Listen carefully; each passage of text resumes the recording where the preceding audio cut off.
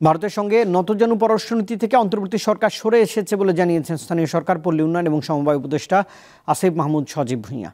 বুধবার কুমিল্লা পল্লী উন্নয়ন একাডেমিতে financial inclusion and rural transformation বিষয়ক কর্মশালার সমাপনী অধিবেশনে তিনি একথাই বলেছেন। স্থানীয় সরকার নির্বাচন প্রসঙ্গে তিনি বলেন, এ বিষয়ে কোনো ব্যবস্থা নেওয়া যায় কিনা তা সংস্কার কমিশনের কাজ শেষে উদ্যোগ নেওয়া হবে।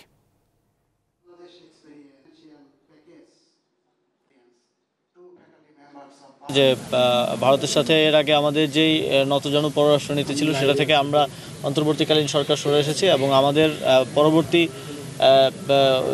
সম্পর্কটা চলমান থাকবে।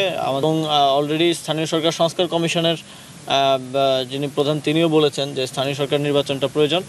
তবে নির্বাচন কমিশনেরও প্রস্তুতির বিষয় আছে। সব কিছু মিলে এটা একটা যেহেতু একটা রাষ্ট্রীয় ডিসিশন, আমি সর্বোচ্চ পর্যায়ে এটা নিয়ে কথা বলবো। ইলেকশন কমিশন মোটামুটি ভোটার হালনাগাদ সহকারে যেই বেসিক জিনিসগুলো সেগুলো শেষ করলে আমরা হয়তো একটা স্থানীয় সরকার নির্বাচনের কথা ভাবতে পারি।